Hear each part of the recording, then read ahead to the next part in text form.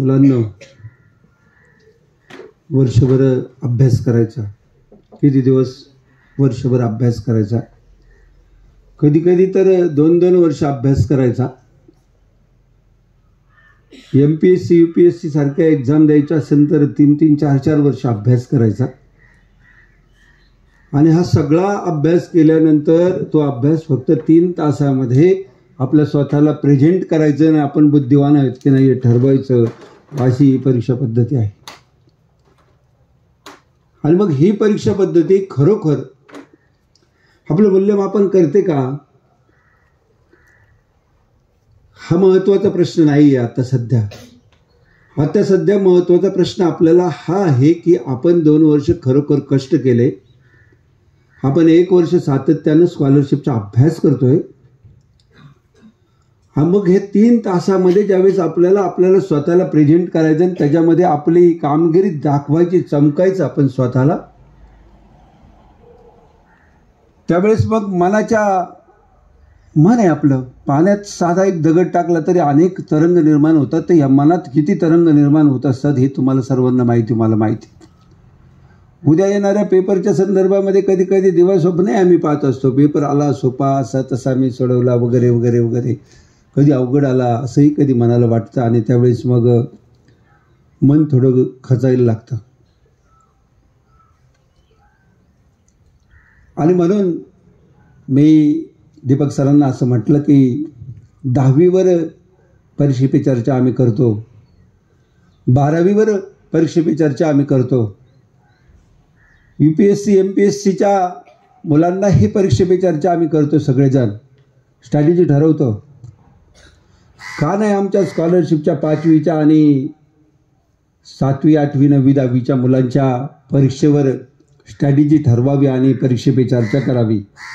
आणि म्हणूनसाठी आपण हा आगळा वेगळा कार्यक्रम मुलांना मुद्दाहून घेतो आहोत की जेणेकरून ज्या ज्या विद्यार्थ्यांनी, तसे ते दिग्गज आहेत, लक्षात ठेवा.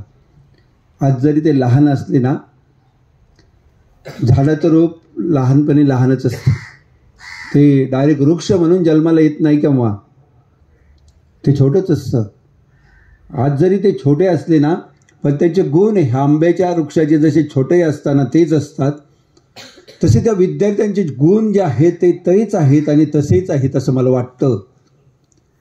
आणि म्हणून सरांनी उल्लेख केला, हेगडेवार असेल, 3रीचे मंथन असेल, 5वीची स्कॉलरशिप असेल, 6वीची होमी भाभा असेल, 7वीचे पुन्हा हेगडेवार असेल आणि 8वीचे स्कॉलरशिप असेल.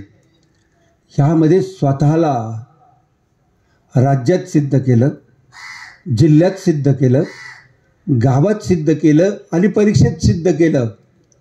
त्या विद्यार्थ्यांना परीक्षेला सामोरं जाण्यासाठी काहीतरी स्ट्रॅटेजी असतील ना, त्यांच्या मनामध्ये काहीतरी विचार असतील ना परीक्षेच्या संदर्भामधले, की हा प्रश्न जर असा आला तर त्याचं उत्तर कसं लिहिलं पाहिजे, का गडबडलं नाही पाहिजे, शेवटच्या प्रश्नापर्यंत का थांबलं पाहिजे. कारण येणारा स्कोर जो आहे तो एखाद्याची पेपर सगळ्यांनाच अवघड असू शकतो आणि म्हणून शेवटचा प्रश्नसुद्धा आपल्याला जिंकून देऊ शकतो आणि जास्त मार्क देऊ शकतो, मिळून देऊ शकतो. हे खरं तर त्यांच्या तोंडून ऐकावं अशी माझी खूप सारी इच्छा होती.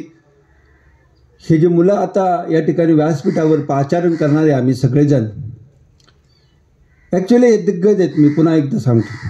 आणि मी हे सगळं पाहिलं आहे. मला काल एक विद्यार्थी, तो मलाही भेटला आणि मलाही भेटला, सुजित पवार नावाचा विद्यार्थी मुलांना मला भेटायला काल आला होता. तो MBBSला मुंबईला आहे. वैशिष्ट्य सांगतो, आता तो MBBSला तर सगळेच आहेत पण वैशिष्ट्य सांगतो, तो तिथला CRA काय आहे, मुंबईच्या कॉलेजचा. कुठल्या, तिथं 690 ते 700पर्यंतचे विद्यार्थी ॲडमिशन घेतात. तिथं 200ची बॅच चालते. त्या बॅचचं प्रतिनिधित्व ह्या पारनेर पब्लिक स्कूलचा पोरगा करतो. यापेक्षा मी श्रीमंत किती असावं.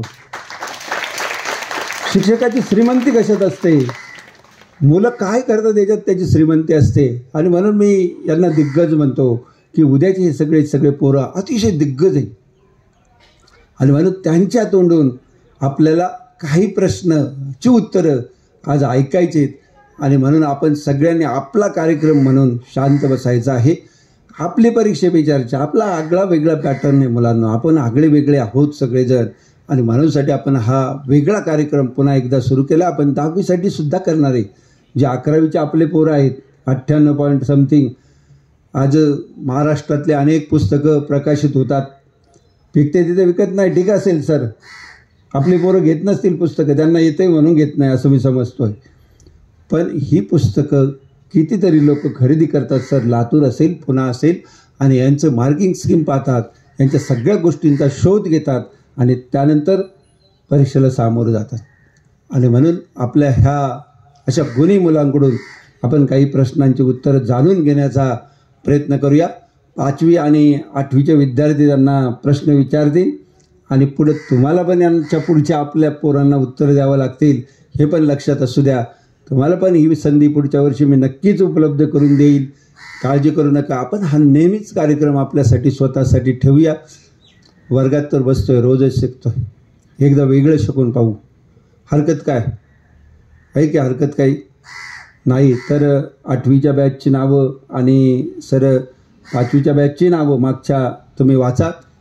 फक्त ह्यावेळेस 5वीची बॅचला विनंती आहे, तुम्ही अतिशय हुशार आहात.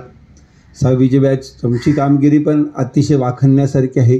पण आज आपण व्यासपीठावर फक्त 9वीच्या बॅचला घेऊया, त्यांच्याकडून प्रश्नांची उत्तरं जाणून घेण्याचा आजचा हा पहिला प्रयत्न आपण करूया. नंतर तुम्हालाही नक्की संधी दिली जाईल. तर हा कार्यक्रम दीपक सरांच्या मार्गदर्शनाखाली छानपणे पार पाडण्याचा आपण प्रयत्न करूया. तर मी पुढील सूत्रसंचालन दीपक सरांना करायला सांगतो. मधून दीपक सरसुद्धा प्रश्न विचारतील आणि हा एक माईक आहे, या ठिकाणी बसलेली मुलं ज्याला प्रश्न येईल ते ह्या व्यासपीठावरून उत्तर देतील, किंवा अजून एखादं वाटलं तर माईक त्यांच्या हातात दिलं जाईल, त्यांनी उत्तर देतील. सर जसं जसं आपलं नाव घेतील तसं तसं आपण व्यासपीठावर येऊन विराजमान व्हायचं आहे. आणि आपल्या छोट्या भावंडांना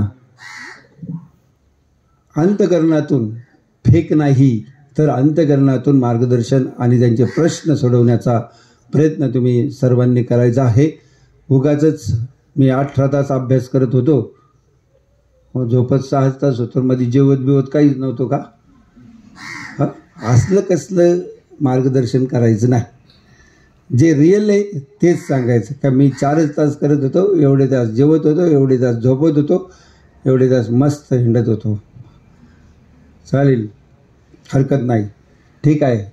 आणि तो शाळेबद्दल नेहमी विचारत असतो की तुमची शाळा खूपच भारी राव, मला ते सांगा म्हणून. मग आपली शाळेची वेबसाईट, त्याचे फोटो, यूट्यूब लिंक वगैरे मी त्याला पाठवत असतो.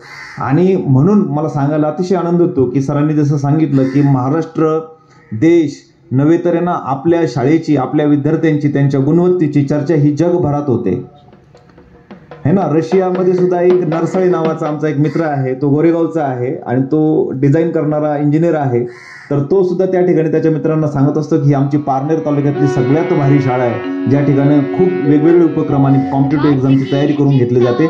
अतिशय आनंद होतो ज्यावेळेस आपल्या शाळेचं नाव कुठेतरी आपल्याला सांगत असतं की आपण त्या शाळेचा एक भाग आहोत. आणि म्हणून अतिशय आनंदाची गोष्ट आहे ना, आपल्याच गुणवंतांचा आपण या ठिकाणी त्यांच्या मार्गदर्शनाचा आपल्या नवीन विद्यार्थ्यांना लाभ या ठिकाणी करून देणार आहोत. या ठिकाणी 8वीतील फायनल रिझल्ट 2024चा या ठिकाणी मी तुमच्यासमोर वाचत आहे. साईराज अशोक कडूस 89.93% त्याचे होते. राज्य गुणवत्ता यादीमध्ये 15वे स्थान साईराजने मिळवलेलं आहे. साईराजला विनंती आहे की त्यानं मंचावर यायचं आहे आणि या ठिकाणी स्थानापन्न व्हायचं आहे. साईसाठी जोरदार टाळ्या द्यायच्या. त्यानंतर श्रावणी दत्तात्रय काकडे 81.20%. श्रेयस राजेंद्र गोडसे, जोरदार टाळ्या द्यायच्यात कंटिन्युअसली. ऋषभ मधुकर देशमाने, सिद्धांत विजय ठुबे, तनिष्क मुकुंद ठुबे, काव्या राहुल पवार, अथर्व अरुण काकडे. ज्याचा ज्या पद्धतीने नामोल्लेख झालेला आहे त्याने त्या पद्धतीने बसायचं आहे. साईराज कडूस, श्रावणी काकडे, श्रेयस गोडसे, ऋषभ देशमाने, सिद्धांत ठुबे, तनिष्क ठुबे, काव्या पवार, अथर्व काकडे, साईराज क्षीरसागर, सक्षम चत्तर, ध्रुव ठुबे, सोहम गांधी. अरे टाळ्या का थांबवलं तुम्ही? श्रेया पाचारणे, हर्षदा गोंटे, समृद्धी मंडलिक, प्रज्वल मगर, कृष्णा दिवटे, ध्रुव नरड, उत्कर्षा औटी, आर्यन रणदिवे, कृष्णा गवळी, प्रांजल गाडे, सोहम हार्दे. या सर्व 23 विद्यार्थ्यांना विनंती आहे की त्यांनी या ठिकाणी मंचावर यायचं आहे. त्यानंतर 5वी मधील जे विद्यार्थी जे स्कॉलरशिप मध्ये आले होते त्यांचा नामोल्लेख या ठिकाणी मी करतो. अनुप अजिनाथ नांगरे, तुम्ही जागेवरच बसायचं आहे. राज्य गुणवत्ता यादी 8वा क्रमांक त्याने मिळवला होता. ईशान महेश ठुबे, राज्य गुणवत्ता यादी 14वा स्थान त्याने मिळवलेलं होतं. या दोघांसाठी जोरदार टाळ्या पण द्यायच्यात, या सर्वांसाठी जोरदार टाळ्या द्यायच्यात. तेजस्विनी आवटी, त्यानंतर दर्शन महारनोर, ज्ञानेश्वर शेटे, अनन्या बांडे, प्रज्वल पाचपुते, दिग्विजय पठारे, जान्हवी गुंड, उत्कर्ष गंधाडे, आयुष बेंद्रे, आविष्कार सुंबरे, स्वरांजली शिंदे, आर्यन वाखारे, प्रांजल ठुबे, श्लोक आढाव, आराध्य चौधरी, त्यानंतर रामेश्वरी ठुबे, विराज पिसे, हिमांशु जपकर, अद्विक रांधवन, राजवर्धन पठारे आणि श्रीहरी पवार. या सर्व 5वीतील विद्यार्थ्यांचं जोरदार टाळ्यांच्या गजरामध्ये अभिनंदन. तुमचं नाव घेतलं आहेत परीक्षा पे चर्चा कार्यक्रमाला आपण आता सुरुवात करत आहोत. काल आपण जशी चर्चा केली होती की आपण या विद्यार्थ्यांना या ठिकाणी येऊन प्रश्न विचारायचा आहे. जसं आपण म्हटलं होतं की परीक्षा जवळ आली की थोडीशी भीती वाटते, थोडासा दबाव येतो, पालकांचंही तुमच्याकडे फार लक्ष असतं. आमचं तर आहेच की तुम्ही अभ्यास केला का, दिलेली एक्झाम्पल सोडवली का, घरी गेल्यानंतर तुम्ही किती वेळ खेळण्यासाठी देता किंवा किती वेळ जेवणासाठी देता, किती वेळ अवांतर कामासाठी देता, अवांतर वाचनासाठी किती वेळ देता, घरामध्ये तुमचं वातावरण कसं आहे, पालक तुमच्याकडे कशा पद्धतीने लक्ष देतात आणि त्यामध्ये तुम्हाला काय काय अडचणी येतात, या अडचणींच्या संदर्भातलं विषयांच्या संदर्भातून आपण एक अवलोकन केलं होतं. त्या संदर्भातले प्रश्न आपण या ठिकाणी घेणार आहोत आणि या दीदी आणि दादांकडून त्या प्रश्नांची उत्तरं, त्याच्यावर कसा मार्ग काढायचा, तो प्रश्न कसा सोडवायचा, याचं उत्तर आपण यांच्याकडून मिळवणार आहोत. तर आता तुमच्या प्रश्नांना आपण सुरुवात करूया. पहिला प्रश्न साईराजसाठी असेल. पहिला प्रश्न साईराजसाठी असेल, कारण साईराज तू राज्यामध्ये 15वे स्थान प्राप्त केलेलं आहे. साहजिकच आहे, तुझ्याकडून खूप अपेक्षा आहेत या समोर बसलेल्या विद्यार्थ्यांना की आता ते पाहूया तुझ्यासाठी तो काय प्रश्न घेऊन येत आहेत. चला पहिला प्रश्न, स्कॉलरशिप मध्ये येण्यासाठी अभ्यास कसा करायचा? Very good. शाळेत जे घेतात तेच, पण ते सांगतात ते पूर्ण करायचं आणि स्वतः पुस्तकं आणि शेवटच्या टप्प्यात क्वेश्चन पेपर सॉल्व्ह करत जायचा आणि काही चुकले समजून घ्यायचं. प्रश्न असेल श्रावणीसाठी. माझा प्रश्न श्रावणी दीदीसाठी आहे की अभ्यास पहाटेच करावा असा आहे का, की रात्री जागून केलं तरी चालेल? कारण आमचे पालक म्हणतात की सकाळी पहाटे उठून जर अभ्यास केला तर जास्त लक्षात राहतं. अभ्यास सकाळी जरी केला तरी चालेल आणि संध्याकाळी केला तरी चालेल, पण तुम्ही किती वेळ करताय याला जास्त महत्व आहे आणि जे करताय ते एकदम मन लावून करावं. कोण आपलं लक्ष कुठे पण भटकू देऊ नये. श्रावणी, पण तुझा अनुभव आहे का, तुझ्या पप्पांनी तुला असं कधी सांगितलं की तू सकाळीच उठून अभ्यास केला पाहिजे? सर मी स्कॉलरशिप तर सकाळी उठून अभ्यास कधीच नाही केला. बघा नवीन ट्रिक भेटली की नाही. मग 5 ते 10 संध्याकाळी 5 ते 10 हा उठायचंच नाही जागेवरून, जेवण फक्त जेवणासाठी. व्हेरी गुड, छान. मध्ये 5वी मध्ये 3रा होता वैष्णव. जोरदार टाळ्या वैष्णवसाठी. साईराजसाठी प्रश्न आहे. Very good. राज्य टू राज्य प्रश्न सुद्धा राज्य टू राज्य पहा. शेवटच्या काही दिवसामध्ये म्हणजे बाकीच्या विषयांचे कम्पेअर कोणते सब्जेक्ट जादा करावं लागेल? आईट आणि इंग्लिश आणि मराठीचे वाचन फक्त. मॅथचं तर काय एकदा सॉल्विंग केल्यावरती समजतं ते स्टार्टिंग पासूनच, पण IT आणि इंग्लिश आणि मराठी 3 सब्जेक्टचं रीडिंग आणि सॉल्विंग ITचं. इंटेलिजन्स टेस्टमध्ये कळत नाही तिथं कुठला क्वेश्चन येईल म्हणून ते कधी कधी जम्बलिंग होतं ते IT मध्ये. फक्त तिथं ट्रिकच कळत नाही कोणती आहे. तो फक्त माझा IT मध्येच मॅक्सिमम स्कोअर गेला. थांबायचं टायमिंग कसं असतं? 5:30 ते 9 पर्यंत. मग कोणता वेळ अभ्यासासाठी योग्य असायला पाहिजे तुला असं वाटतं? कुठला पण फक्त अभ्यास करायला तुम्हाला हा. तयारी पाहिजे तुमची, बसायचंय मला. आणि तुम्ही केवढा करतायत त्या वेळेत. Very good. म्हणजे नंबर ग्रीड्स असतात, पझल्स, तिथं गेलते मॅक्झिमम. ओके, ऐकायचे की दिग्गजांचं कुठं चुकलं आणि म्हणून आपण कुठं सुधार करायचा आहे. पुढचा प्रश्न, चला पटपट. प्रश्न श्रावणी दीदीसाठी आहे की तू जास्तीत जास्त कोणत्या वेळेत अभ्यास करते आणि तुझे जे फायनल परीक्षेला जे प्रश्न चुकले ते कशामध्ये जास्त गेले? ते सगळ्यात जास्त मार्क्स मॅथ्समध्ये गेले, कारण जे मॅथ्स होतं ते अंडरस्टँड झालंच नव्हतं. त्याच्यामुळे म्हणजे जी माझी स्कोर होती ती मॅथ्समध्ये सगळ्यात लो होती आणि IT मध्ये सगळ्यात जास्त होती. म्हणजे मॅथकडे जास्त लक्ष दिलं पाहिजे का IT कडे? दोन्हीकडे पण इक्वल. देणार आहे.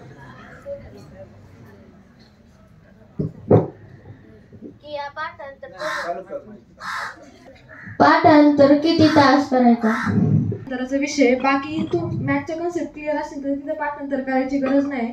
आणि इंग्लिश आणि मराठीमध्ये ना जी शब्दसंपत्ती वगैरे आहे ना ते कंटिन्यू वाचत जायचं, जसं सर सांगतील क्लासमध्ये होतं. आणि घरी गेल्यावर रिव्हिजन करायची थोडीफार, ते वाचू आपोआप पाठ होतं. त्याला वेगळं काही पाठ करायची गरज नाही. वर्गात दिलेला अभ्यास आणि मराठी आणि इंग्रजीचं पाठांतर करावं लागतं, कारण त्या ठिकाणी कन्सेप्ट असतात, डेफिनेशन्स असतात. त्या पाठ केल्या की एकदा डोक्यात बसल्या की त्या परत जात नाही. चला पुढचा प्रश्न. शनया, कोणत्या विषयाला किती टाइम दिला पाहिजे?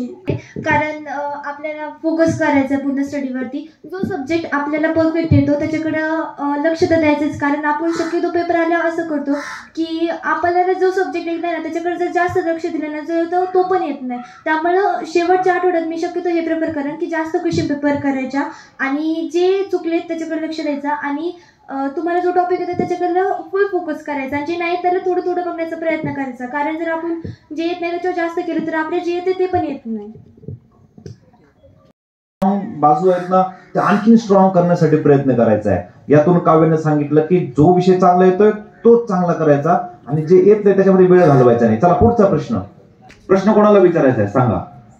साईराजला. ओके, राज्य टू राज्य. शेवटच्या टप्प्यामध्ये किती प्रश्नपत्रिका सोडवल्या होत्या? चला, कारण जर जास्त क्वेश्चन पेपर जर सॉल्व्ह केले तर त्या जे चुकले ते पाहून पण होत नाही. आणि एका दिवसाला किती केले होते? 2-3च, एका दिवसाला 2-3, कारण ते पाहून पण झालं पाहिजेत काय चुकलंय ते टॉपिक्स. म्हणून फक्त 2-3 सॉल्व्ह करायचे आणि काय चुकलंय तेवढं पाहून घ्यायचं आणि ते परफेक्ट करायचं चुकलेलं. साऱ्याचं म्हणणं आहे की त्याचं डाऊट काढणं सुद्धा होणं शक्य नाही आणि ह्या छोट्या ट्रिक्स तुम्हाला आता ह्या शेवटच्या दिवसांमध्ये युज करायच्या आहेत. चला पुढचा प्रश्न. सोम हार्डेला क्वेश्चन विचारायचा आहे. ओके, हा, तुझा मित्र आहे वाटतं है ना? इंग्लिशची व्होकॅब्युलरी पाठ करतो तर मध्ये जर ते लक्षात राहत नसेल मग त्याला कशा पद्धतीने लर्न करायची सरांकडून आणि काय आडलं तर रिवाइज करायचं. रिव्हिजन करणं अतिशय गरजेचं आहे. पुढचा प्रश्न. चला ईशान तुबे. शेवटच्या दिवसात रिव्हिजन कशी करायची असते? क्वेश्चन पेपर आपण सॉल्व्ह करतो फक्त तेवढ्या पाहिजे आणि मॅथचे फॉर्म्युले आणि मेन ज्या कन्सेप्ट आहेत त्या फक्त पाहून घ्यायच्या. त्याचे जास्त बुकमधले क्वेश्चन सॉल्व्ह करायला वेळ नाही द्यायचा, फक्त कन्सेप्ट पाहून घ्यायचा मेन. आणि IT मध्ये तसं काही पाहिलं नसतं जास्त. आणि मराठी आणि इंग्लिशची ग्रामर आणि व्होकॅब्युलरी रीड करायची फक्त. आणि पाठांतरासाठी तू किती वेळ देतो? पाठांतर फक्त एक टॉपिक आपण घेतला की तो त्याच वेळेस कम्प्लीट करून टाकायचा आणि मग तो फक्त असे 8 टॉपिक आहेत समजा तर मग दिवसाला एक टॉपिक घ्यायचा आणि तो फक्त एकदा रीड करायचा. इंग्लिशचा एक आणि मराठीचा एक. मग 8 दिवसात पूर्ण होऊन जाते. आणि मग 8 दिवस संपले की परत सुरू करायचं तसं, म्हणजे दिवसाला एक टॉपिक. मग असे महिन्यातून समजा 3 होते रिव्हिजन, की दिवसाला एक टॉपिक घेतल्यावरती त्याच टॉपिक. थँक्यू.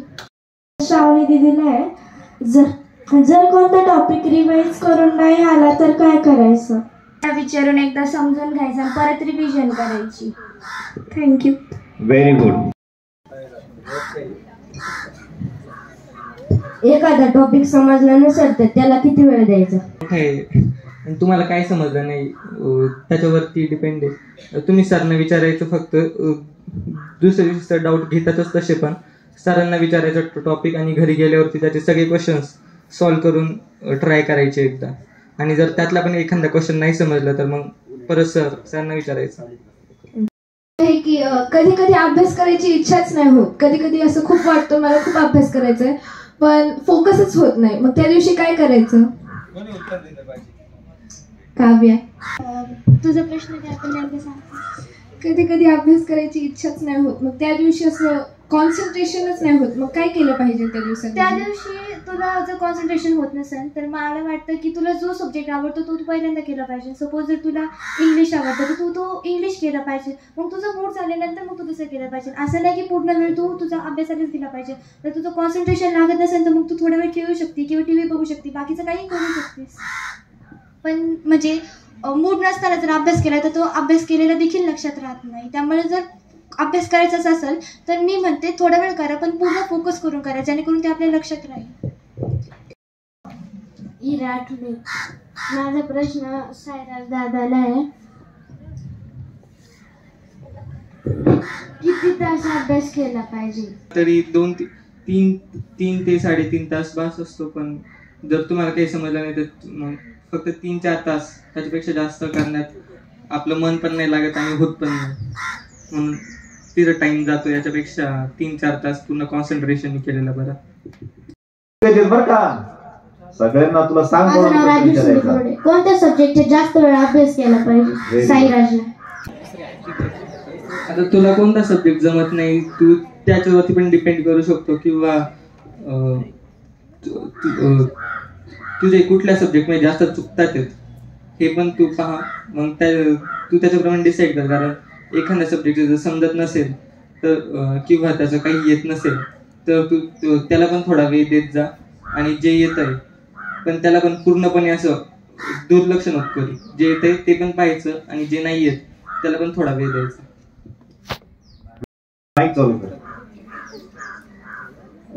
आपलं टाइम टेबल काय असायला पाहिजे? टाइम टेबल बनवून काही फायदा होत नाही, कारण मी पण लय वेळा ट्राय केलंय पण माझं तर कधीच सक्सेसफुलच नाही झालं टाइम टेबल. मी आता ज्या वेळेस माझा मूड होतो मी त्यावेळेस बसतो, पण एकदा बसल्यावरती करत राहायचा. म्हणजे आपण जेवढं जोपर्यंत आपलं होत नाही तोपर्यंत करत राहायचा, जोपर्यंत दिलेला होमवर्क आणि आपल्याला जे करायचंय ते होत नाही तोपर्यंत. विषय पूर्ण केल्याशिवाय उठायचं नाही. चला पुढचा प्रश्न. शेवटच्या फेज मध्ये तू कोणत्या सब्जेक्टची ज्यादा रिव्हिजन केली? शेवटच्या फेज मध्ये मी मॅथ्स वरती जास्त केलं, म्हणून मला मॅथ्सला जास्त पडले तसे, पण त्याच्यामुळे IT ला कमी पडले. मग दोन्हीकडे बॅलन्स ठेवणं गरजेचं असतं. आणि इंग्लिश आणि मराठीचं तर फक्त रिव्हिजन द्यायची, जे शब्दसंपत्ती ग्रामर असतं फक्त तेवढ्याला परत वाचायचं. आणि मॅथ्स आणि IT ला इक्वल दिलं पाहिजे तसं वेटेज, पण थोडंसं, कारण मॅथ्सला फॉर्म्युला बेस्ड असतं आणि कॉन्सेप्ट बेस्ड. श्रावणी तिथे आता एक शेवटचा आठवडा राहिलाय, मग आता IT विषयात सगळ्यात जास्त मार्क झाले, मग त्याच्यासाठी काय करावं? राणीच्या बुकमध्ये खूप ट्रिक्स आहेत, त्या एकदा समजून घेणं आणि IT बेस्ड खूप जास्त क्वेश्चन सॉल्व्ह करावेत. जो क्वेश्चन चुकलाय त्या क्वेश्चनचे त्याच टाईपचे एक्झाम्पल्स बनवून जरी सॉल्व्ह केले तरी चालतील. असं एका दिवसाला किती क्वेश्चन सॉल्व्ह केले पाहिजे? जर कॅपॅसिटी असेल तर 2 किंवा मग 1. धन्यवाद. चला पुढचा प्रश्न. चला भैया आलेला आहे. कशी करायची समजलं नसेल तर श्रेयस. जर तुला तो टॉपिक येत नाही ना किती पण समजून होऊन दे, तुला तो टॉपिक येत नाही त्या टॉपिक बद्दल सोडून दे. ज्या टॉपिक तुला आहे ना सोपा जातोय ना तर इतका परफेक्ट कर की परत त्याला करायची गरज नाही पडत. आणि शेवटपर्यंत तुझ्या कन्सेप्ट ज्या टॉपिकच्या क्लिअर आहेत ना ते विसरून जाऊ नको. एक टॉपिक नाही आला ना तर बाकीचे टॉपिक करायचे सोडून नको दिवस. Very good. आणि उत्तर तसंच समर्पक दिलं श्रेयसनं की जे येतंय ना ते चांगलं करायचं, मग जे येत नाही त्याला थोडंसं दुर्लक्षित करायचं किंवा त्याचं रिवाईज नंतर करायचं. चला पुढचा प्रश्न. जशी जशी परीक्षा जवळ येते तेव्हा आपल्याला घाबरसट वाटतं. त्यामुळे आपल्यावरती परीक्षा ज्या दिवशी ते आपल्याला वाटतं पेपर कसा येईल त्याच्यावरून घाबरून आपल्यावर पेपरच्या मार्क्सवर परिणाम होतो. त्यासाठी काय मार्गदर्शन कराल? मी सांगेल की पेपरच्या दिवशी अजिबात घाबरून जायचं नाही. झोप पूर्ण घ्यायची, 7 तासांची पूर्ण झोप घ्यायची. पेपरला फुल कॉन्फिडन्सली जायचं, पण ओव्हर कॉन्फिडन्स नको. तुला जेवढं येतं तेवढं एकदम फुल्ली प्रेझेंट कर, कारण तुझं अख्खं 1 वर्ष तिथं पणात लागलेलं असतं. 3 तासात तुला सगळं तुझं रिप्रेझेंट करायचं असतं तिथं. आणि अजिबात घाबरायचं नाही, एकदम बिंदास पेपर द्यायचा. आता जे होईल ते होईल, कारण आता 1च दिवस राहिलेला असतो. एका दिवसात तर काय होणार नाही, पण त्यामुळे जेवढं येते तेवढं फुल द्यायचं आणि एकदम छान पेपर द्यायचा हॅपीली. एकदम अजिबात लोड घ्यायचा नाही, कारण जर लोड घेतला तर मग ते बर्डन येतं आणि बर्डनमध्ये ओएमआरचे सर्कलिंग चुकतं. तसं माझ्याबद्दलही झालेलं आहे, त्यामुळे अजिबात तसं करायचं. मी काव्य दिदीला प्रश्न विचारणार आहे. तर पेपरमध्ये टाइम मॅनेजमेंट कशी करावी? ते 75 क्वेश्चन्स असतात. आता IT सपोज मराठी IT, जर IT ला जास्त वेळ लागला तर आपलं हे असतं की मी 25चा सेट करते. आधी OMR मध्ये म्हणजे सॉल्व्ह करून घेते क्वेश्चन पेपरमध्ये 25चा डॉट देते OMR मध्ये आणि नंतर मग मी सर्कल करताना पुन्हा एकदा चेक करते. तर मी अर्धा तासाचा वेळ घेते, कारण माझा टाइम तसा बरोबर पुरत होता. पण जर तुला वाटत असं माझं मराठी पटकन सॉल्व्ह करून होते तर तू आधी अर्ध्या तासाच्या आधी जरी मराठी सॉल्व्ह केलं, पण घाईघाईत चुकवायचं नाही. तू अर्ध्या तासापर्यंत मराठी सॉल्व्ह करायचं. त्याच्यानंतर पुढचा जो 1 तास आहे ना त्याच्यातले 25 क्वेश्चन्स IT ला आणि ते अर्ध्या तासामध्ये, आणि त्याच्यातले उरलेले 25 क्वेश्चन्स IT ला अर्ध्या तासामध्ये. कारण जर IT ला जास्त वेळ लागणार असेल तर तू जास्त वेळ पण प्रेफर करू शकते. फक्त टाइम मॅनेजमेंट समजले पाहिजे. सर लँग्वेजचा अभ्यास कसा केला सायराज?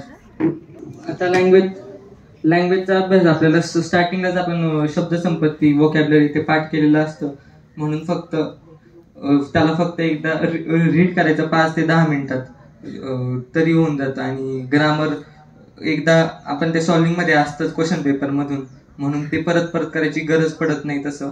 पण तरी पण जो येत नाही तो फक्त एकदा वाचून घ्यायचा आणि शब्दसंपत्ती तेवढी 5 ते 10 मिनिटात करायची दिवसात. जे काही थोडे दिवस राहिले तर मला आता इंग्लिशच्या जर आहे ना इम्पॉर्टंट टॉपिक्स आहेत ना रिवाइज करायचे असतील तर मग मी एका दिवसाला इंग्लिशला किती वेळ दिला पाहिजे श्रावणी दीदीसाठी? जर टॉपिक मोठा असेल तर तो ज्या टायमिंगमध्ये होणार आहे तेवढा वेळ दिला पाहिजे. आणि मी तुला प्रेफर करेल की MJ शेख सरांचं इंग्लिशचं बुक आहे ते तू एकदा ग्रामरसाठी रीड करू शकतीस. लर्नच होत नाही, काही ते अवघड असतील तर ते कसे करायचे लर्न? खरं तर स्टार्टिंगपासून आपण जर दर दिवशी रीड केलं तर ते आपोआप लक्षात राहतात, पण शेवटी आता जेवढं जमेल तेवढं लर्न करायचं. नाही झालं तर मग अंदाज लावून उत्तर द्यायचे. आणि आपल्या अभ्यासावरच भरोसा ठेवायचा. ओके चला पुढचा. आता पेपरचे खूप थोडे दिवस आले ते जर आपल्याला म्हणजे पेपरच्या आदल्या दिवशी खूप टेन्शन येतं. असं वाटतं की कोणत्या सब्जेक्टचा अभ्यास करावा आणि किती क्वेश्चन पेपर सोडवा काही कळतच नाही. मग माझा प्रश्न समजून दिला आहे की आपण किती क्वेश्चन पेपर सोडवला पाहिजे आणि कोणत्या सब्जेक्टला जास्त इम्पॉर्टन्स दिलं पाहिजे? आत्ता सध्या क्वेश्चन पेपर होतात ना स्कूलमध्ये, मग त्याचे जे तुला नाही आलेले प्रश्न आहेत ना त्याचा तो टॉपिक घ्यायचा आणि तो रिवाइज करायचा. आणि परीक्षेच्या एकदम आदल्या दिवशी किती क्वेश्चन पेपर सोडवलं पाहिजे? तसं नाही सोडवलं तरी चालेल, पण डाऊट्स क्लिअर झाले पाहिजे. जे चुकलेत ना ते बघ मग झालेच पाहिजे. चला पुढचा प्रश्न. Very good.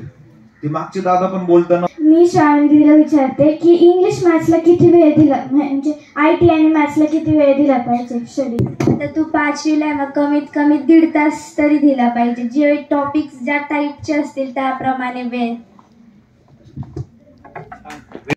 मॅथ्सचं समजून जरी सांगितलं तर आणि ते समजलं नाही तर काय करायचं? काव्य तो टॉपिक आधी तू वेगवेगळ्या प्रकाशनमधून एकदा वाचून बघायचं, कारण प्रत्येक बुकमध्ये त्याची नोट वगैरे असतेच. जसं की राणीच्या बुकमध्ये वगैरे सपोज एखादा टॉपिक जो तुला नाहीच जमत आहे तर तू एकदा स्वतः प्रिफर करून बघ, तर तुला जमतोय का, तो नाही जमला तर पुन्हा एकदा सरांना विचार, आणि शेवटी जर नाहीच जमला तर मग आहे ना सोडून.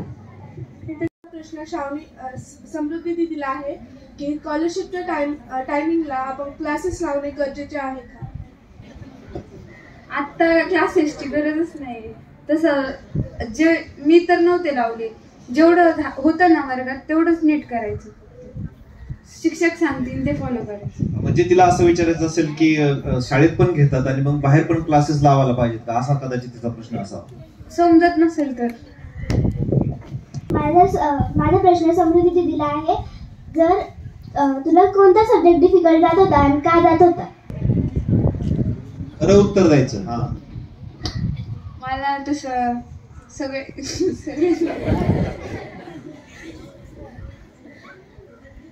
तसं मी इक्वल वेटेज दिलतो, त्याच्यामुळं ज्याच्यात स्कोर कमी येतो ना त्याला जास्त वेटेज देतो आणि अवघडचा प्रश्न नसतो तिथं. श्रावणी दिदीला आहे, जास्त इंग्लिशला आणि मराठीला किती वेळ दिला पाहिजे? कमीत कमी अर्धा तास, आणि दर दिवशी त्याची व्हॉकॅब्युलरी वाचली पाहिजे. उलट आहे.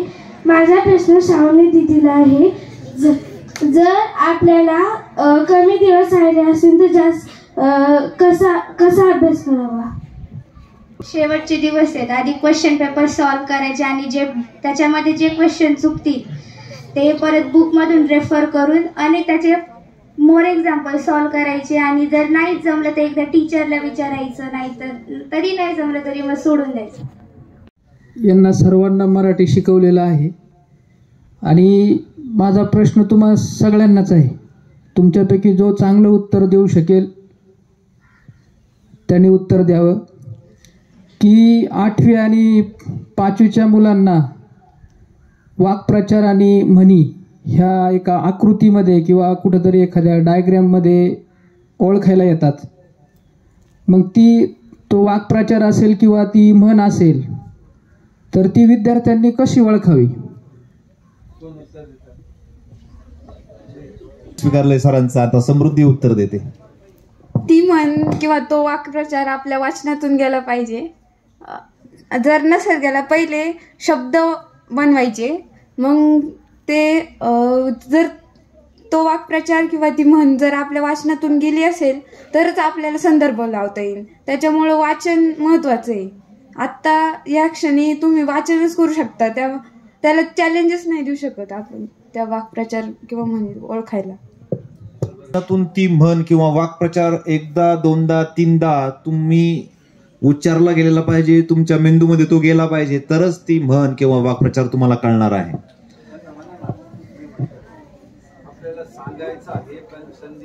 ठेवायचे. तुमच्या आता फक्त 5-6 दिवस उरलेत पेपरला. मग रोज अर्धा तास त्या शब्दसंपत्तीला, टॉपिकला, वाक्प्रचार म्हणीला वापरायचा, द्यायचा, वाचायचे. एकदा ते वाचलेले असले का ते बघितल्याशिवाय कळतात बरोबर का आपण हा वाचलाय. एखादा 2 शब्द त्याच्यातून लगेच ओळखतात आपल्याला, म्हणून मग त्याचे उत्तर लगेच येतात. Very good.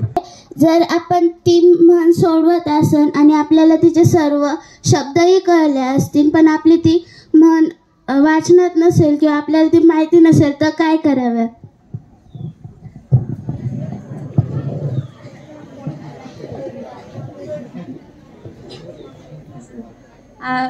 ती म्हण आपल्या वाचनातून, मग तेच सांगितलं की आपण दररोज व्होकॅब्युलरीसाठी म्हणजे शब्दसंपत्ती सुद्धा तशीच आहे, आणि वाक्प्रचार व म्हणी ओळखणं आणि अर्थ माहीत असणं सुद्धा तसंच आहे.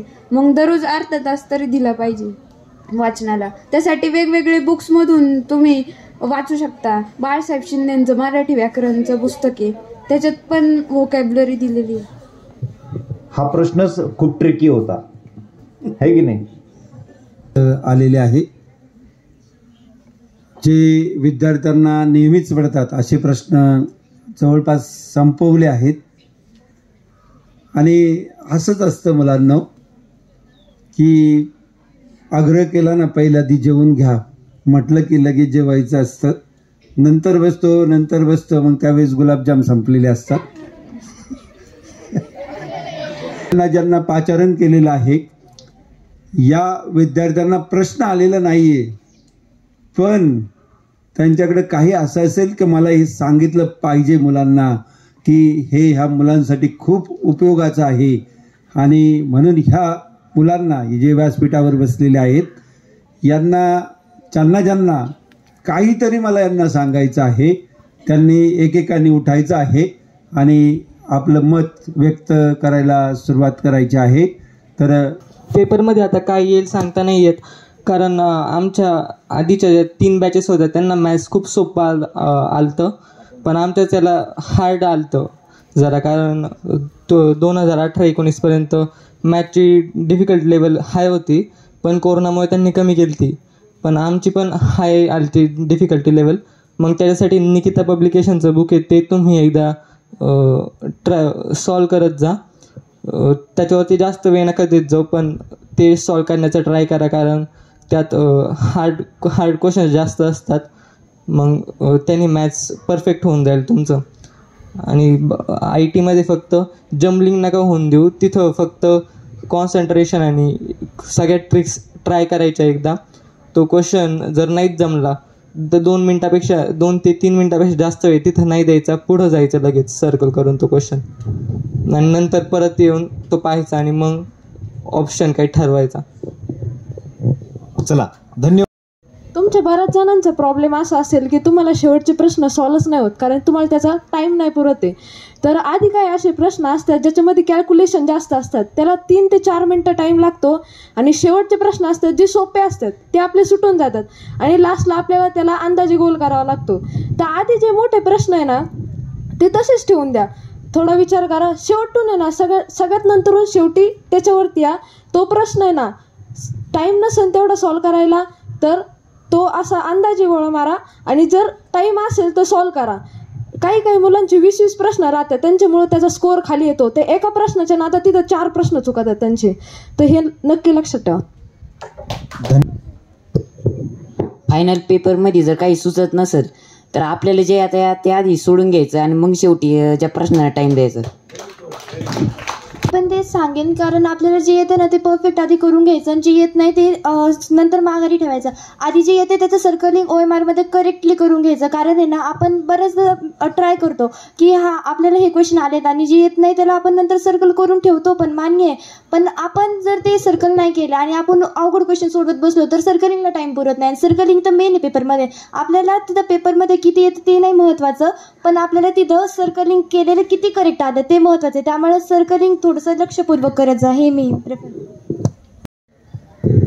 हे फक्त 8च्या मुलांसाठी की IT आणि मॅथ्समध्ये किंवा इंग्लिश मराठीमध्ये तुम्हाला 2 ऑप्शन्स सर्कल करायला असतात, तर त्याच्यामधला कोणता तरी एकच करू नका, कारण त्याच्यामुळे मार्क्स जाऊ शकतात आणि त्याच्यामुळे रिझल्टवरती मोठा इफेक्ट होतो. आणि 5च्या मुलांनी पण सर्वात पहिले सगळं पेपर आहे तो वाचून घ्या आधी, आणि मग सॉल्व करा. जे सोपं आहे ते आधी सॉल्व करा आणि मग अवघडाकडे जा. Very good. करायचं त्यावेळेस तो सांगायला कोणीच नसणार आहे, म्हणून जर 2 पर्याय असेल तर 2 क्लिक करून टाकायचे. नंतर साईराज, ते स्वतंत्रच वेगळे प्रश्न असतात. ते आपण जे मॅथमध्ये शिकतो स्टार्टिंगला शिकतो आणि नंतर विसरून जातो, तसं करू नका. तुम्ही सर्व कन्सिस्टन्सी ठेवा तुमच्या लर्निंगमध्ये आणि सॉल्विंगमध्ये. ते केल्याने तुमचा स्कोअर कमी होणार नाही. बरेच वेळा असं होतं की आपल्याला येत असतं पण आपण ते विसरून गेलेलं असतो, तसं काही कोणी करू नका. आणि ते दररोज डोळ्याखालून घालत जा, कारण त्याच्यामध्ये काही ट्रिक्स असतात की जे आपल्याला शिकवल्यानंतर येतात भरपूर वेळा, पण नंतर आपण विसरून जातो. त्यामुळे आपला स्कोअर कधी कधी कमी येऊ शकतो. त्यामुळं ते लक्षात ठेवा तुम्ही. आणि आधी जे पुढचा पाठ आणि मागचा सपाट असं नको, सर्व कन्सिस्टन्सीने अभ्यास केला पाहिजे. थँक्यू. धन्यवाद. सर्वात पहिल्यांदा जाताना पेपरमध्ये पूर्ण टेन्शन फ्री होऊन जायचं आणि सर्कल खालीवर होऊन नाही द्यायचे, आणि जास्त वेटेज त्या सब्जेक्टला असेल म्हणजे मॅथ्स आणि IT त्याला तेवढा जास्त टाईम देता येईल, सोडवताना तेवढा जास्त द्यायचा. थँक्यू. धन्यवाद तनिष. पेपरमध्ये जाताना आहे ना टाईम मॅनेजमेंट करायचं शिकायचं. बाकी काय आहे, टाईम मॅनेजमेंट नसल्याशिवाय आहे ना पेपर सॉल्व करता येत नाही, नाही तर शेवटचे प्रश्न राहतात. Time management. धन्यवाद. शेवटच्या टप्प्यामध्ये तुम्ही मॅथचे फॉर्म्युले पाठ केले पाहिजे, कारण ते विसरलेले असतात पहिले शिकवलेले. मग ते पाठ झाले तर मॅथला जास्त मार्क पडू शकतो. धन्यवाद. खूप चांगलं. सक्षम. फक्त स्कॉलरशिपच्या परीक्षेसाठी नाही, प्रत्येक परीक्षेसाठी मोटिवेशन काही गरजेचं नसतं. डिसिप्लिनने सगळं परीक्षा द्यायला पाहिजे आणि रोज अभ्यास केला पाहिजे. डिसिप्लिन, अनुशासन.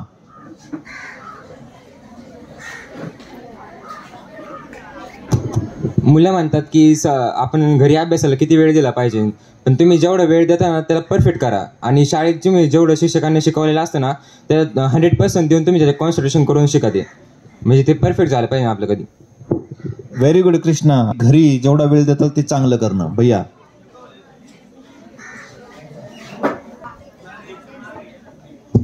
तुमचे आता लास्टचे 8 दिवस राहिलेत, तर असं वाटतं की तुम्ही प्रिव्हियस इयर क्वेश्चन पेपर सोडवा आणि त्यातले जे क्वेश्चन समजत नाही ना ते सरांना विचारा. ओके. प्रिव्हियस क्वेश्चन पेपर सगळ्या सॉल्व्ह करायच्या. रिपीट. नेक्स्ट. तुम्ही कॉन्फिडन्स ठेवायला पाहिजे की तुम्हाला हे येणार आहे हे प्रश्न, आणि जेव्हा परीक्षा असेल त्याच्या आधी तुम्ही तुमच्या आईवडिलांच्या पाया पडायला पाहिजे. अतिशय भावलेलं आहे दादानी. कॉन्फिडन्स ठेवायचा आणि मम्मी पप्पांच्या पाया पडून जायचं घरून. छानपैकी सकारात्मक राहायचं. श्रद्धा ठेवायची. बरोबर.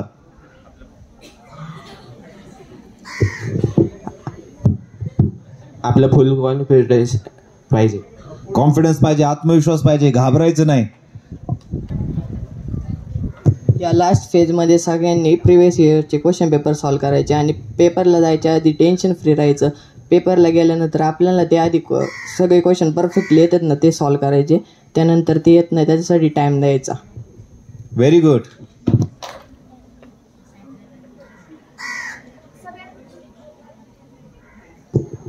सगळ्यात महत्त्वाचं म्हणजे जेव्हा पेपर चालू असतो तेव्हा आपलं कॉन्सन्ट्रेशन केलं पाहिजे. आणि आता शेवटचे काही दिवस राहिले तर आपण previous year question paper solve केले पाहिजे आणि टीचर्सचे इन्स्ट्रक्शन सगळे फॉलो केले पाहिजे. व्हेरी इन्स्ट्रक्शन्स आणि प्रिव्हियस पेपर्स. ताई. आता आमच्याकडे 8चे काही क्वेश्चन पेपर जे सॉल्व झालेले असतात त्याच्या OMR शीट चेकिंगला येतात.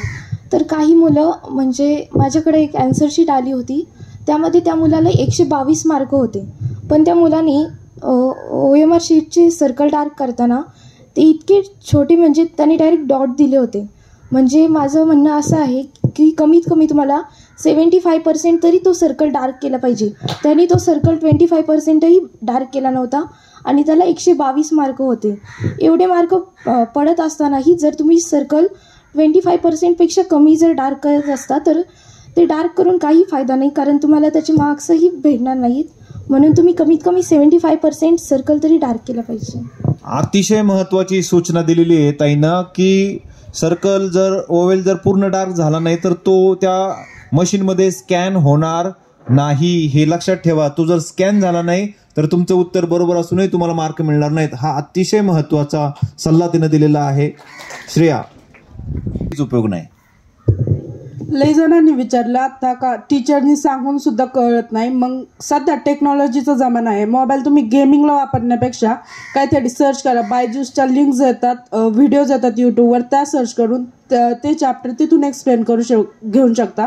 आणि माझा हा संदेश फक्त 5th मुलांसाठी स्पेशली, कारण माझ्याकडे पेपर बरेचसे चेकिंगला आले, आमच्याकडे होते. तर 5th पोरांना आहे ना आन्सर येत असताना सुद्धा आहे ना त्यांना आहे ना नंतर कळतं की हे आन्सर करेक्ट आहे. ते सर्कल केल्याला परत त्याच्यावर क्रॉस करून मग परत करेक्ट आन्सर सर्कल करतात का ते तुमचं चुकीचं आहे आणि तुम्ही हे केलं तरी तुम्हाला मार्क्स भेटणार नाहीत.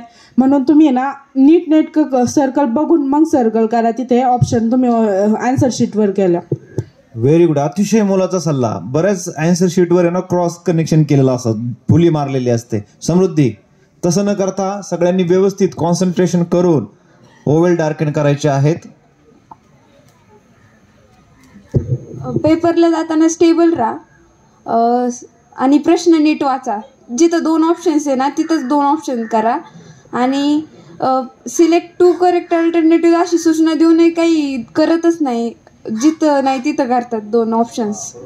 प्रश्न नीट वाचला पाहिजे. प्रश्न व्यवस्थित वाचणे आणि ज्या ठिकाणी 2 उत्तरं आहेत ते प्रश्न व्यवस्थितरित्या वाचणं. बऱ्याच वेळा सुपरविजन चालू असताना मुलं आम्हालाही विचारतात की सर याचे 2 उत्तरं आहेत, आणि नंतर आम्ही सांगतो की जा त्या संबंधित शिक्षकांना विचार, आणि मग त्याला आल्यानंतर आम्ही विचारतो काय सांगितलं रे, नाही मग तो एकच उत्तर येतंय. त्याचं कन्फ्युजन असतं आणि मग तो एका उत्तराच्या ठिकाणी 2 उत्तरं गोल करतो.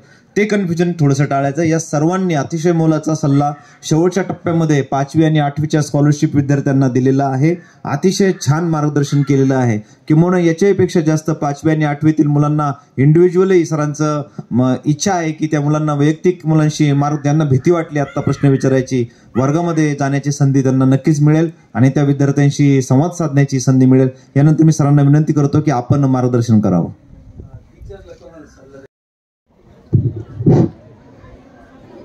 9 फेब्रुवारीला 5वी आणि 8वीची स्कॉलरशिपची परीक्षा आहे.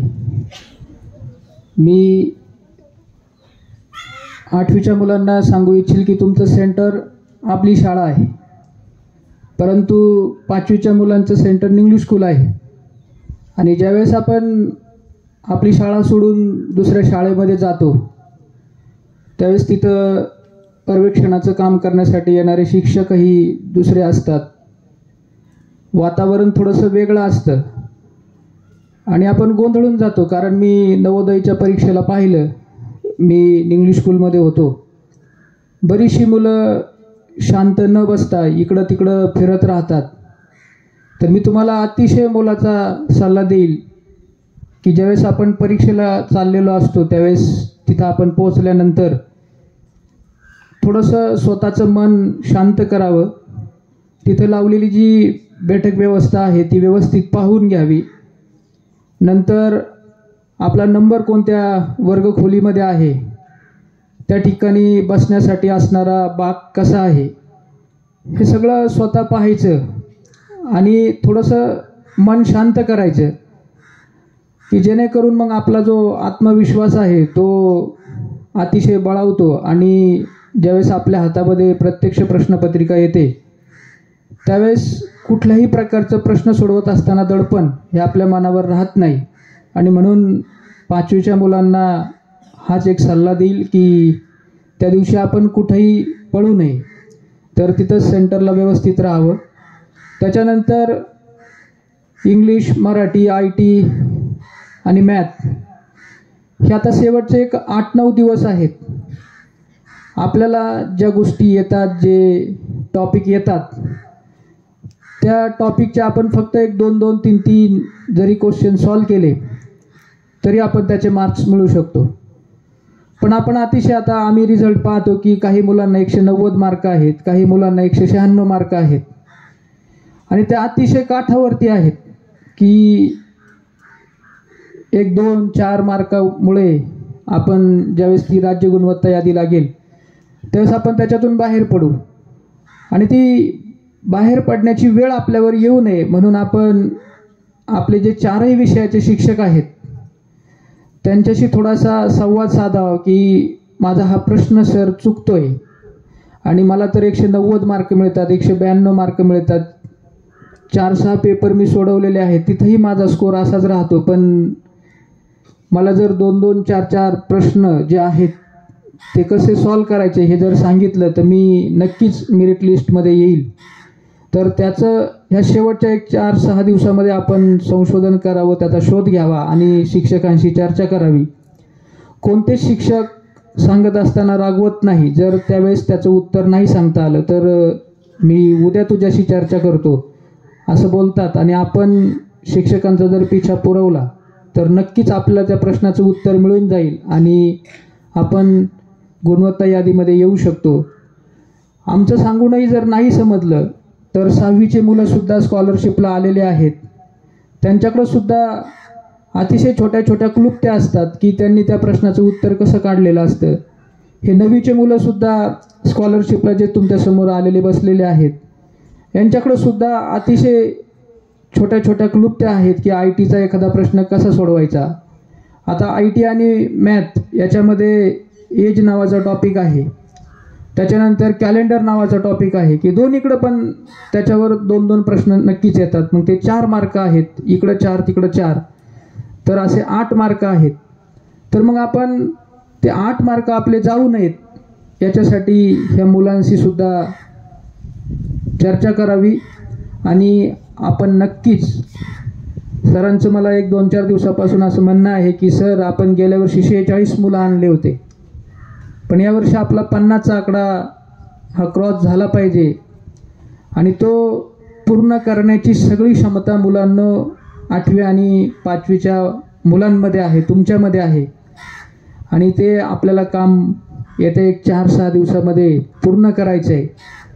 फक्त तुम्ही आज जसं बसून राहिलात की काही मुलांनी प्रश्न विचारलेच नाहीत, तर तुम्ही वैयक्तिक या मुलांशी चर्चा करा आणि तुमचे 2-2, 4-4 मार्क ज्या ठिकाणी कमी पडत आहेत आता मेरिट लिस्टमध्ये येण्यासाठी, ते मार्क नक्की मिळवा, वाढवा, एवढीच एक अपेक्षा तुमच्याकडून करतो. माझ्या विषयाच्या बाबतीमध्ये सुद्धा माझ्याशी चर्चा करा. मी 1-2-3 दिवसापासून पाहतोय 8वीची मुलंसुद्धा माझ्याकडे येतात, आमचे 5वीचे मुलंसुद्धा मोडवे सरांकडे जातात. ही जी चर्चा आहे हे पाहून इतका आनंद होतो की माझ्याकडून एखादी गोष्ट मिळेल, त्यांना सरांकडून एखादी गोष्ट मिळेल, आणि याच्यातून आमचा जो प्रयत्न चालू आहे 2-2, 4-4 मार्क वाढवायचे आणि मुलं कसे आपले स्कॉलरशिपला येतील तो प्रयत्न करायचा. तर सगळ्यांनी हा प्रयत्न करावा. प्रत्येक शिक्षकांना तुम्ही विचारावं, म्हणजे आम्हालाच त्यातली गोष्ट माहिती असं नाही. जाधव सरसुद्धा तुम्हाला एखादी गोष्ट सांगू शकतात, मॅडमसुद्धा तुम्हाला, वाघमारे मॅडमनी सुद्धा इथं IT हा विषय शिकवलेला आहे, त्यासुद्धा तुम्हाला एखाद्या प्रश्नात एखादी आयडिया तुम्हाला देऊ शकतात. आणि म्हणून तुम्ही चर्चा करा आणि तुमचे मार्क्स जे आहेत ते वाढवण्याचा प्रयत्न करा. अतिशय शेवटचे 4-6 दिवस आपल्या हातामध्ये आहेत. आपण सगळ्यांनी जर प्रयत्न केला तर सरांचं जे स्वप्न आहे ते आपण नक्की साकार करू शकतो. एवढं बोलून या ठिकाणी थांबतो. धन्यवाद सर. कुणाला बोल. सर्वप्रथम सगळ्यांना गुड मॉर्निंग. माझा प्रश्न सगळ्या मुलांसाठी पण आहे. सरांना मी सतत सांगायचं की 5वीच्या मुलांचा असा प्रॉब्लेम आहे की त्यांना जर प्रश्न मी वाचून दाखवल्यानंतर पटकन सगळ्यांच्या हातवरती असायचे, आणि तेच मुलांना सतत मी सांगायचो. क्लासमध्ये गेल्यानंतर पहिल्यांदा माझा प्रश्न तो असायचा मुलांना की प्रश्न वाचा तुम्ही. आता त्याच्यात मला असं आनंद वाटला की आता मुलं वाचायला सुरुवात केलीत प्रश्नाची, कारण की बरेच प्रश्न फार सोपे असतात, बरेच मुलांना चांगले मार्क मिळतात आणि सगळ्यात अवघड प्रश्न सुटतोय. सगळ्यात सोपा प्रश्न मी काल ऑब्झर्व केलं की कालच्यामध्ये तरी असं की त्यांचं नंबर नेमिंग चुकलं. तिथं त्यांना मुलांना सांगितलं होतं की नंबर नेमिंग ज्यावेळी चुकतंय तुमचं त्यावेळी प्लेस व्हॅल्यू चार्ट तयार करून तुमचे 2 हातातले मार्क घालवायचे नाहीत. आता त्याच्यानंतर ह्या सगळ्या मुलांना मला प्रश्न आहे की ह्या 5वीच्या मुलांमध्ये तुमचा एकदा गायडन्स म्हणून एकदा क्लासमध्ये येऊन मुलांना सांगायचं की फक्त क्वेश्चन एकदा व्यवस्थित वाचा. आणि ऑलरेडी मी क्लासमध्ये सांगितलेलं मुलांना की क्वेश्चन वाचताना कसं वाचायचं आहे, कुठल्या प्रश्नाला अंडरलाईन करायचं आहे, काय विचारलेलं आहे त्यात ते विचारून मग त्यात सोडवायचं आहे. आणि बरेच मुलींच्या बाबतीत असं घडलं की 5वी A मध्ये त्यांचं ऑलरेडी क्वेश्चन पेपरमध्ये तिथं बरोबर आहे, गोल टिक केलं बरोबर आन्सर. असे 5 प्रश्न होते. गवळी ह्या गवळी मुलींचे 5 प्रश्न बरोबर होते. 5ही प्रश्नाचे सर्कल करताना चुकले होते. फक्त सर्कल करताना व्यवस्थित सर्कल करा. आणि तुम्हाला सगळे सोडवल्यानंतर काय असणार आहे, काही प्रश्न अवघड प्रश्न असतात ते काय करायचं तुम्हाला सगळ्यात शेवटी पेपर चालू असताना. आता तुम्ही 9 तारखेला पेपरसाठी जाणार आहेत 5वी आणि 8वी दोन्ही बॅचच्या मुलांसाठी. पहिला पेपर झाल्यानंतर त्या पेपरचा तुम्ही विचार करायचा नाही. तो पेपर झाला नंतर तो साईडला काढून ठेवायचा. पुढच्या पेपरचा तुम्हाला वेळ असेल तर काही ट्रिक्स असतील, काही फॉर्म्युले असेल ते बघायचे. बरेच मुलांचं असं घडतंय की पहिला पेपर झालाय, एखादा प्रश्न अवघड असतोय, त्या प्रश्नपत्रिकेचा चर्चा करायचं नाही. दोन्ही बॅचच्या 5वी आणि 8वीच्या मुलांनी त्या पेपरचा परत चर्चा करायचं नाही. तो पेपर झाला, दोन्ही पेपर झाल्यानंतर तुम्ही चर्चा करायचे. नाहीतर काय होतंय, पहिला पेपर थोडा अवघड असतोय, काही मुलांना सोपा असतोय, आणि ते चर्चा करत असताना तुमचा वेळ तिथं वाया जातोय. तो वेळ वाया न घालवत तुमच्याकडे राहिलेले काही मिनिट असते, काही वेळेस तुम्हाला जेवणात तेवढं टाईम जातोय, त्याच्यानंतर राहिलेलं टाईम थोडं रिवाईज करण्यात तुम्हाला मिळालं तर तुम्ही तेवढं रिवाईज करा आणि सगळा दोन्ही पेपर झाल्यानंतर मग तुम्ही त्या पेपरबद्दल डिस्कशन करा. धन्यवाद सर. धन्यवाद.